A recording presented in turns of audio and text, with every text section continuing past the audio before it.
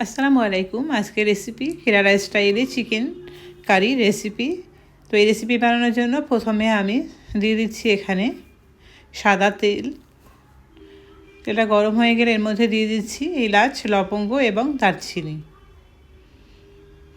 এটা হালকা একটু ভেজে নিচ্ছি। এখন দিয়ে দিচ্ছি এর মধ্যে কোরানো নারকেল। এই নারকেলটা দিয়ে এখন তেলের সঙ্গে খুব ভালো করে ভেজে নেব।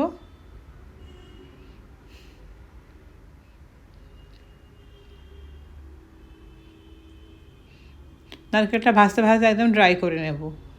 এখন এর মধ্যে দিয়ে দিচ্ছি কিছু কারি পাতা,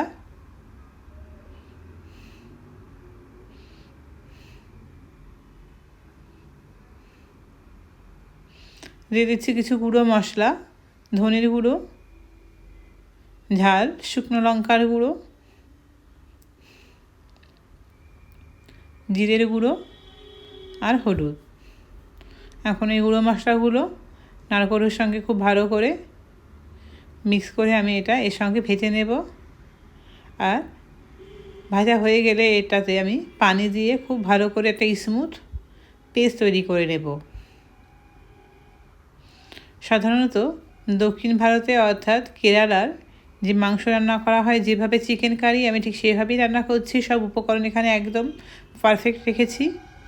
শুধুমাত্র তেলটা আমি এখানে সর্ষের তেল বা সাদা তেল ব্যবহার করেছি, কারণ কেরালার লোকেরা সাধারণত এখানে নারকেল তেলটা ব্যবহার করে। আর নইলে সব উপকরণই আমি এখানে একদম কেরালাদের মতোই রেখেছি। এখন সর্ষের তেল এখানে গরম করে 3টে মিডিয়াম সাইজের পেঁয়াজ কিছুক্ষণ ভাজার পর এখানে 2 থেকে 3টে কাঁচা লঙ্কা এবং কিছু কারি পাতা দিয়ে দিলাম। এখন দিয়ে দিচ্ছি আদা এবং রসুনের পেস্ট। আদা এবং রসুনের পেস্টটাও পেঁয়াজের সঙ্গে কিছুক্ষণ আমি একটু ভেজে নেব। পেঁয়াজটা হালকা গোল্ডেন ব্রাউন করে একটু ভেজে নেব।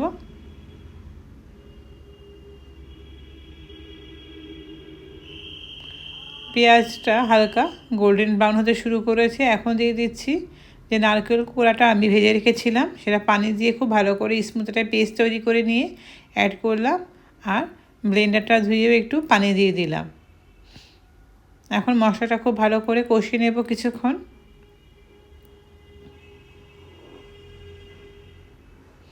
মশলাটা অনেকটাই ড্রাই হয়ে গেছে কষাতে কষাতে।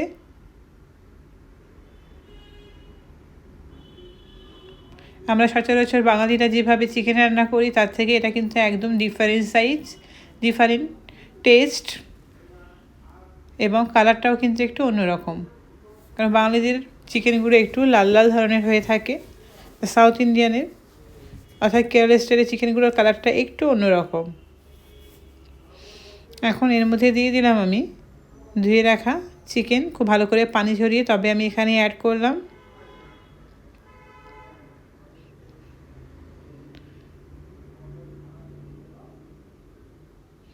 এখন দিয়ে দেবো এর মধ্যে স্বাদ মতো লবণ, কারণ এর আগে আমি একবারও লবণ অ্যাড করিনি।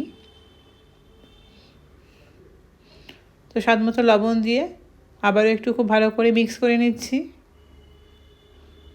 সচরাচর একঘেয়েমি চিকেন রান্না করার পর এরকম যদি চিকেন রান্না করা যায়, খেতে কিন্তু দারুণ টেস্ট লাগে। আর আমার কাছে তো এই চিকেনটা খেতে ভালোই লাগে।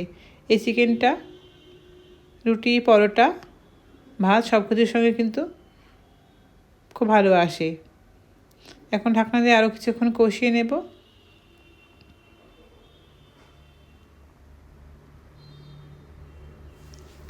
ঢাকনা খুলে আবারও খুব ভালো করে নেড়ে চেড়ে চিকেনটা কষিয়ে নেব।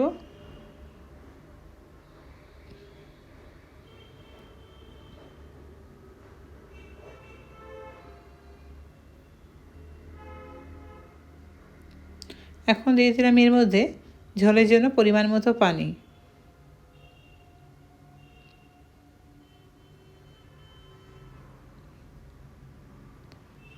পানির পরিমাণটা যে যেমন ঝোল পছন্দ করে সেরকম করেও এখানে দেওয়া যেতে পারে। তো ঢাকনা দিয়ে ঢেকে কিছুক্ষণ রান্না করলাম মিডিয়াম ফ্লেমে। এখন চিকেনটা একবার নেড়ে চেড়ে লবণটা এই সময় চেক করে নেওয়া যেতে পারে।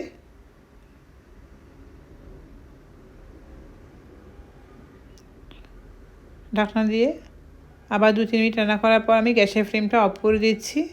আমি চিকেনটা প্লেটে সার্ভ করে দেখাচ্ছি। তৈরি হয়ে গেছে কেরালা স্টাইলের চিকেন কারি রেসিপিটা কেমন হলো কমেন্টে অবশ্যই জানাবেন। দেখা হচ্ছে নেক্সট রেসিপিতে। ওকে, বাই।